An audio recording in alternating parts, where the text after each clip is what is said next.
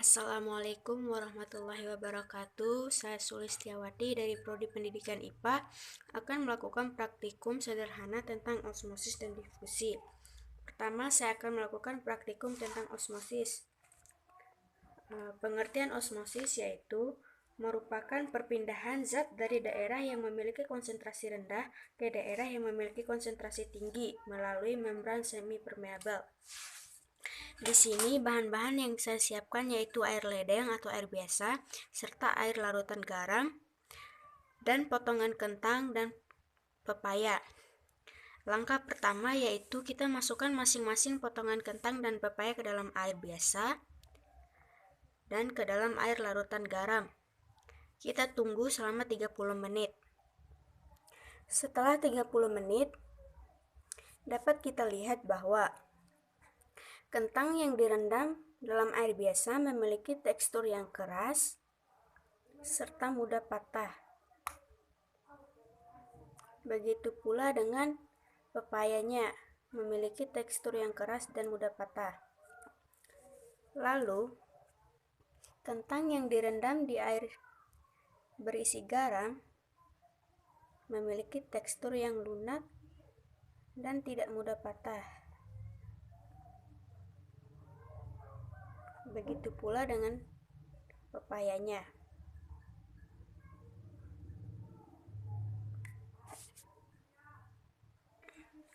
Sehingga dapat kita simpulkan bahwa kentang yang dimasukkan dalam larutan garam mengalami penyusutan dan terjadi perubahan tekstur pada kentang yang awalnya keras menjadi lunak. Hal ini dikarenakan H2O di sekitar sel kentang lebih sedikit dibanding di dalam kentang, sehingga mengakibatkan sel kentang harus mengeluarkan H2O, sehingga terjadi krenasi atau pengerutan sel karena kentang kehilangan air dalam sel-selnya dan mengalami penyusutan. Selanjutnya adalah proses difusi. Difusi merupakan proses berpindahnya zat dari tempat dengan konsentrasi tinggi ke tempat dengan konsentrasi rendah untuk menyamakan konsentrasi dari kedua larutan.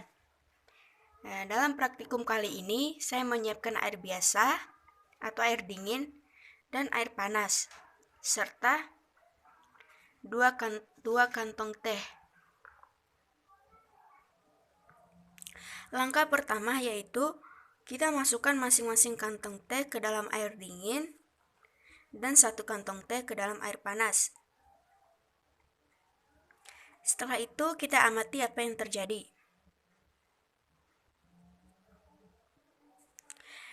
Pada air biasa, belum menunjukkan adanya perubahan warna pada air, sedangkan pada air panas mulai menunjukkan adanya perubahan warna air dengan warna kuning ke pucat.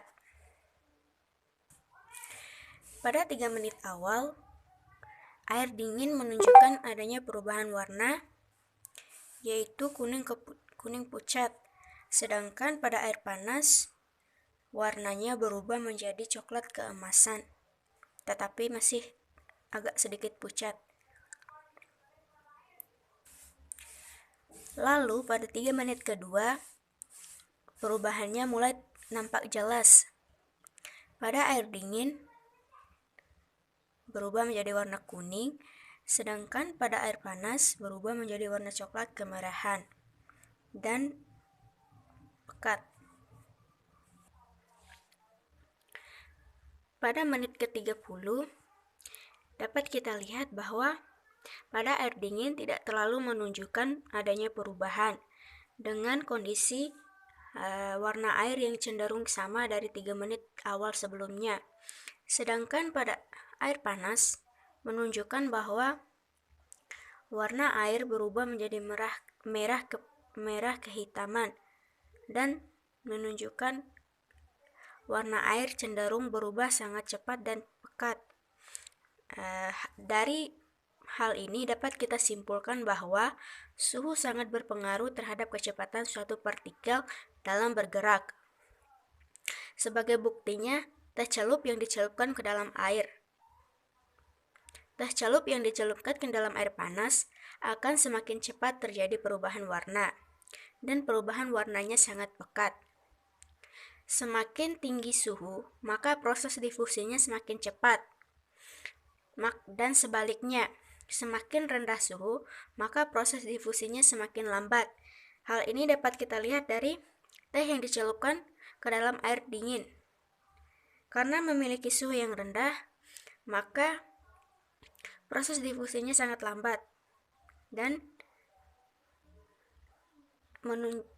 ditunjukkan dengan perubahan warna yang tidak terlalu signifikan dan cepat. Sekian dari praktikum yang dapat saya lakukan. Wassalamualaikum warahmatullahi wabarakatuh.